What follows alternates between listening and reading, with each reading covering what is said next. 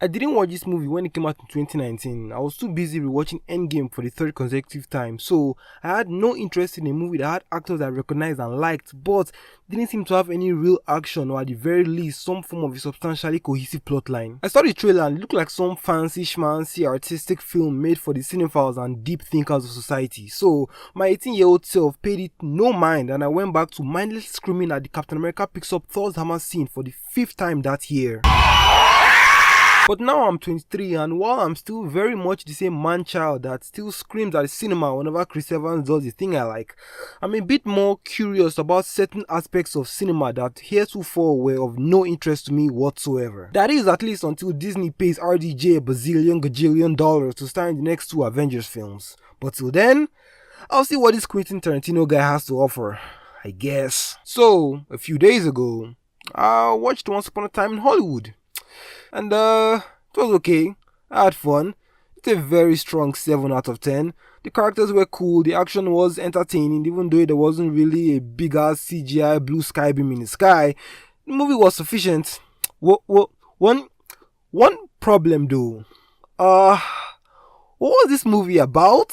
Like, no, actually, what was the central narrative of this film? Because it seems like this movie has no plot. I'm not crazy for saying that, right? I've watched this movie twice now and I still have no idea what the fuck it's about. It's actually to the point where I'm really starting to wonder if I'm too much of a fucking dumbass brain-rotted zoomer to understand this subversive modern masterpiece that's a throwback to the Renaissance films of the golden era with deep thematic meanings so complex for simple-minded Neanderthals such as myself. Am I fucking cooked, chat? I mean, I might be, but I don't think so. The movie doesn't go anywhere or say anything. The women just wander around aimlessly for 3 hours. The men drive around monotonously for 6, and nothing seems to be particularly thematically cohesive. Is it about the redemption of a washed-up actor? Does it have something to do with hippies and maybe capitalism? Do I need a master's degree in media literacy to understand the deeper subliminal messages behind the theory as to whether or not Brad Pitt killed his bitch wife? Because, no, actually, what is this movie even about? What are we doing here? Am I fucking cooked, chat? To prove to you that I'm not fucking crazy, we're gonna follow each of the main characters in their respective narrative journeys across the film, and I'm going to show you that this movie doesn't know what the fuck it's about. I just realized that I can't even give you a proper plot synopsis of this movie, so we'll just start with Margot Robbie, I guess. Her character is an actress that left her fiancé Jay to fuck and subsequently marry this well-known director Roman Polanski after she made a movie with him in the UK. Now they live next door to DiCaprio. She does absolutely nothing in this movie besides go to parties, go to the cinema to watch herself in movies and bask in the validation from the audience's reactions to her comedic scenes. Then she gets pregnant and invites DiCaprio over to meet her friends. That's it. She never interacts with either of the 2 main protagonists of this film. She never does anything particularly pivotal to the narrative. In fact, she is so inconsequential that if you cut her out entirely from this movie, nothing changes. They even made this whole fuss about Margot Robbie being in this love triangle subplot with Jay and Polanski that never goes anywhere. Even when her husband travels and foolishly leaves her alone with her ex-lover, Jay doesn't even try and make a move on her, even though the only characterization we're giving for him is that he's waiting patiently for his opportunity to get his girl back because he knows Roman will fuck up eventually. Jay loves Sharon, that's what's up. And he knows that one of these days that Polish prick's gonna fuck things up, and when he does, Jay's gonna be there. Yeah! He did that already. He left you alone with her for several weeks, bro. Make your fucking move. What are you doing? Why do Okay. Okay. It's fine. Just, go out to dinner with her, chill with her and her friends, eat a sandwich while she'll just walking around in short shorts, don't do nothing to get your girl back, even though that's the only reason you're in this fucking film. Anyway, suffice it to say, that whole love triangle subplot goes nowhere. There's no sexual tension between them, there's no betrayal, no sneaky links, no elaborate romantic gestures, no drama, no infighting, no jealousy, no nothing. They just hang out and fuck -5 times. Why the fuck is this shit even in the movie, bro? Like, this is literally Chekhov's fucking love triangle. What the fuck kind of cinematic blue balls is this? Christ, let's just fucking move on. Fire rupture an artery in my fucking neck, bro. Brad Pitt is DiCaprio's stunt double. He doesn't really seem to have a career anymore because DiCaprio's might be heading towards the gutter, and there's a rumor that he killed his wife and got away with it. Since nobody wants to work with an alleged murdering psychopath, he mostly just drives DiCaprio around and takes care of his mansion when he's not around. That's literally all he does for the whole movie. Then at the end, he just murders a bunch of hippies who were trying to kill DiCaprio for some reason. And that's not even me trying to disregard their motivation for wanting to kill him. What I'm saying is that it doesn't even exist. Wait.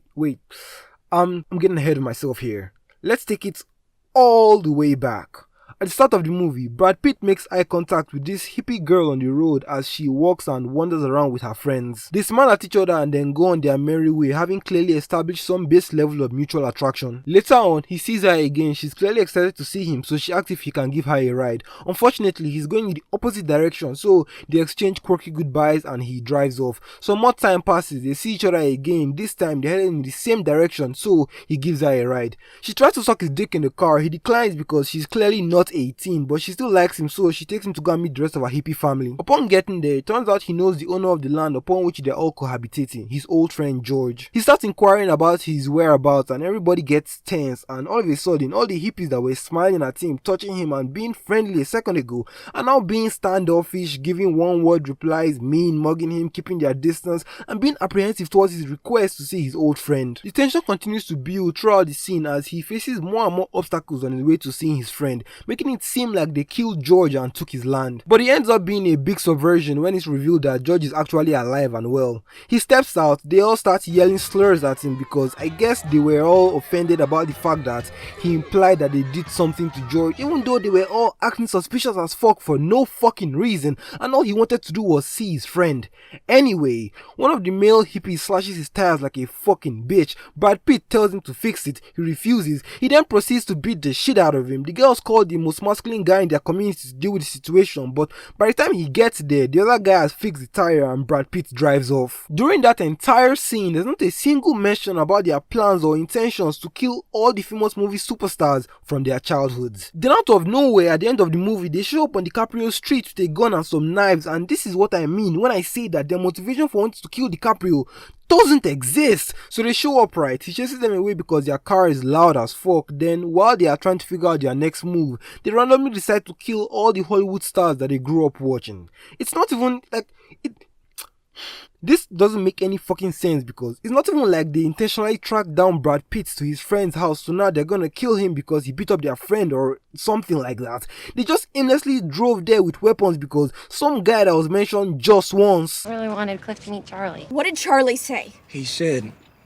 go to Terry's old house and kill everybody in there. told them to go kill some people for no reason, decided on the spot what their real mission was. Every show on TV that was an I Love Lucy was about murder. So, my idea is we kill the people who taught us to kill. Then got their asses whooped by a dog, a flamethrower, and a can of soup. I know it's a kind of fucking dog food, but it sounds better if I say a can of soup, nigga. Get off my nuts! No setup, no build up, no nothing.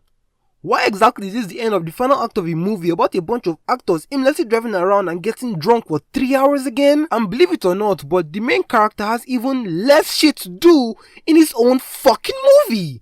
DiCaprio's character is an actor that seems to be at the end of his career because nobody really wants to make him the star of any movie, and he keeps getting cast as the antagonist that gets beat up by the main character over and over, which evidently is going to play a big part in the way the audience psychologically perceives him. So it's only a matter of time before they completely lose respect for him and people stop going to see his movies. In an attempt to stop this from happening and save his career, he goes to Italy to star in a few Western movies and comes back still having no idea if his acting career is saved or not. Another loose thread from the Margot Robbie plotline that never gets paid off is from the start of the movie when DiCaprio sees Margot Robbie and Roman Polanski driving into their house next door. Then he gets excited because apparently he's a renowned director who could save his career by casting him as the protagonist of his next film. He even literally says, I could be one pool party away from starring a new Polanski movie. He then proceeds to never interact with or even see the Polanski guy again for the rest of the movie. And even at the end, when he gets invited to meet Margot Robbie after lighting that hippie girl on fire,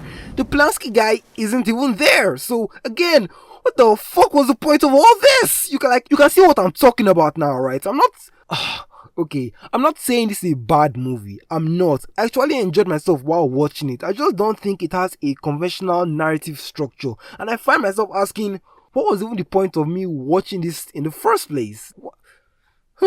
Okay. Anyway, subscribe to my Patreon for Weko's Echo. That's my Patreon exclusive weekly podcast where I review movies, answer your questions, and react to Reddit stories. Whew. Well, this was fun. Subscribe to the Patreon, link in the description, and I'll see you guys in the next analysis. Want me to suck your cock while driving? Oh!